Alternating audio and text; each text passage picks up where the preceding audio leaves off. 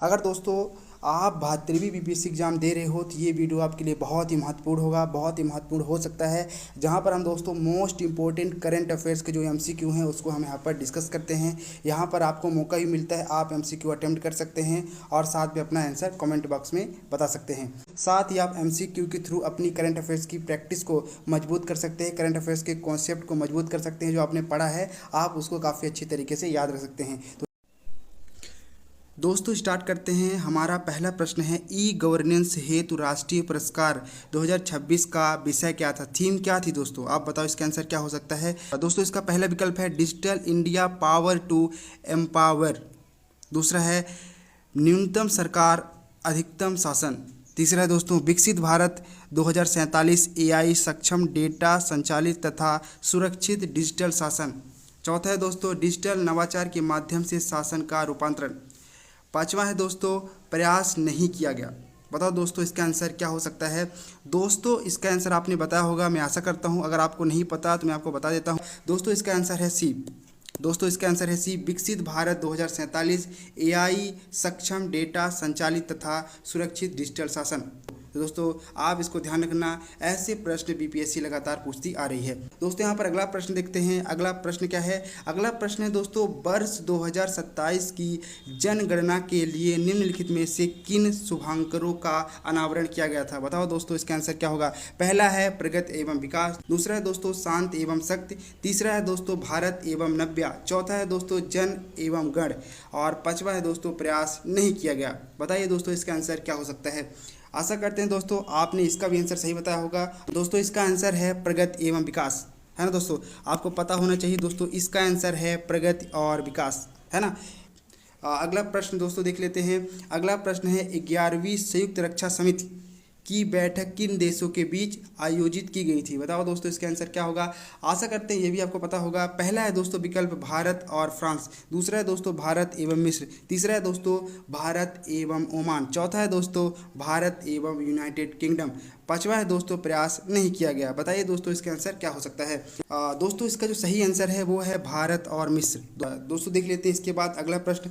अगला प्रश्न दोस्तों ग्लोबल रिस्क रिपोर्ट किस संगठन द्वारा जारी की गई। दोस्तों ऐसे प्रश्न बीपीएससी लगातार पूछती रहती है, ये आपको पता होना चाहिए। बताइए दोस्तों इसका आंसर क्या हो सकता है। मैं विकल्प पढ़ता हूँ, IMF। दूसरा है WEF। तीसरा है UNDP। चौथा है OECD और पांचवा है दोस्तों प्रयास नहीं किया गया। बताइए दोस्तों इसका आंसर क्या होगा। आशा करते हैं इसका आंसर आपने सही दिया होगा। दोस्तों इसका आंसर है WEF यानी वर्ल्ड इकोनॉमिक फोरम, है ना। विश्व आर्थिक मंच ये रिपोर्ट जारी करती है, ग्लोबल रिस्क रिपोर्ट। और भी ध्यान रखना दोस्तों, इसके साथ दोस्तों और भी ध्यान रखना, जैसे कि IMF क्या है, UNDP क्या है ना, और OECD जो है वो क्या है। इसी के साथ दोस्तों अगला देख लेते हैं। अगला प्रश्न मैं आपके सामने लाता हूँ, आप इसको सॉल्व करो। इसका आंसर क्या होगा दोस्तों, मैं पढ़ के बता देता हूँ। भारतीय आमों को बढ़ावा देने वाला मैंगो मैजिक फेस्टिवल किस देश में आयोजित किया गया। बताइए दोस्तों इसका आंसर क्या होगा। मैं विकल्प पढ़ता हूँ। विकल्प है संयुक्त राज्य अमेरिका। दूसरा है जापान। तीसरा है ऑस्ट्रेलिया। चौथा है यूनाइटेड किंगडम। पांचवा है प्रयास नहीं किया गया। बताइए दोस्तों इसका आंसर क्या होगा। आशा करते हैं आपने इसका आंसर सही बताया होगा। दोस्तों इसका आंसर है ए। दोस्तों इसका आंसर है ए, संयुक्त राज्य अमेरिका। दोस्तों अगला देख लेते हैं इसके बाद। अगला दोस्तों है यहाँ पर वर्ष 2026 की BWF वर्ल्ड बैडमिंटन चैंपियनशिप किस देश में आयोजित की गई थी।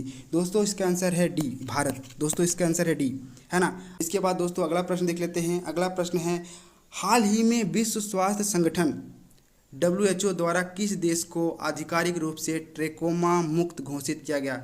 बताइए दोस्तों इसका आंसर क्या होगा। मैं ऑप्शन पढ़ता हूँ, सेनेगल, ट्यूनीशिया, फिजी, मिस्र, है ना, और प्रयास नहीं किया गया। बताइए दोस्तों इसका आंसर क्या होगा। इसका आंसर है दोस्तों मिस्र। इसका आंसर है दोस्तों मिस्र, ये आपको पता होगा।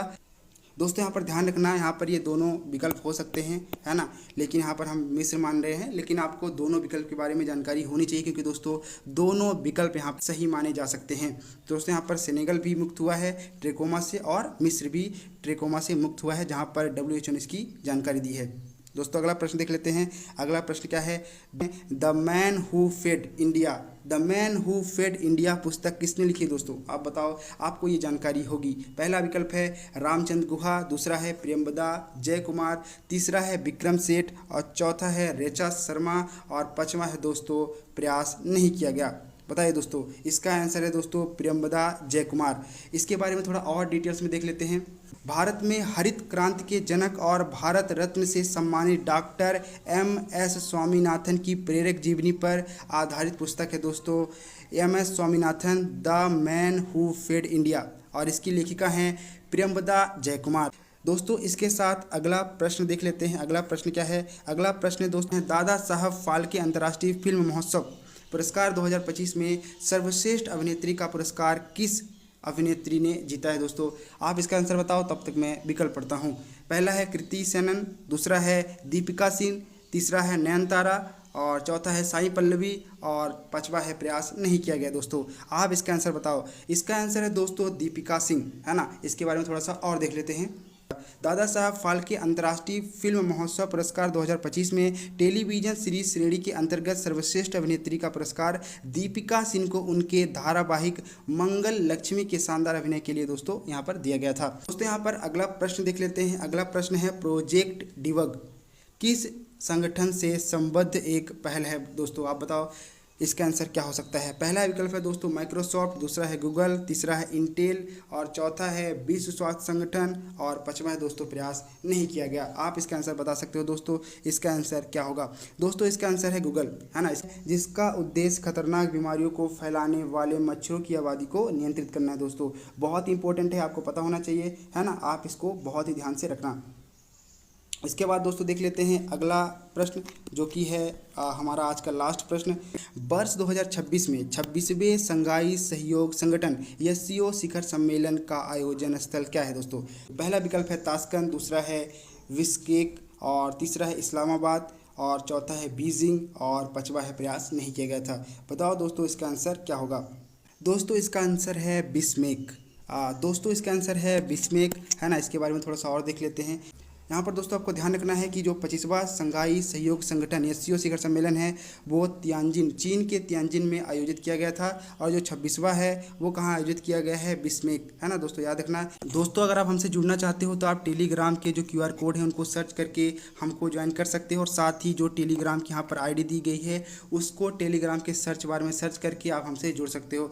आप इस चैनल को दोस्तों सब्सक्राइब कर सकते हो, और दोस्तों आप इस चैनल को चेक जरूर करना। BPSC से रिलेटेड बहुत ही शानदार क्लीन क्लियर कंटेंट PYQ को बेस मानते हुए, साथ ही करंट अफेयर्स की एकदम क्लियरिटी के साथ दोस्तों इस चैनल पर हमने अपलोड कर रखा है। दोस्तों हमारी ये सीरीज चल रही है, आप इस सीरीज को ज्वाइन कर सकते हैं। साथ ही दोस्तों हमने हर एक सब्जेक्ट के मोस्ट इंपॉर्टेंट टॉपिक को डिस्कस किया है। साथ ही दोस्तों हमने यहाँ पर उन प्रश्नों को डिस्कस करने की कोशिश की है जो भविष्य में आ सकते हैं, जहाँ से क्वेश्चन बन सकते हैं, और PYQ को बेस मानकर हमने दोस्तों ये आपको बताया है। साथ में हम PYQ दिखाते हैं कि ये क्वेश्चन, इस तरह के क्वेश्चन BPSC पूछा है, इसलिए ऐसे क्वेश्चन आगे जो आने वाले हैं उन वैसे क्वेश्चन पूछे जा सकते हैं। दोस्तों आपकी तैयारी को बहुत ही मजबूती यहाँ से मिल सकती है।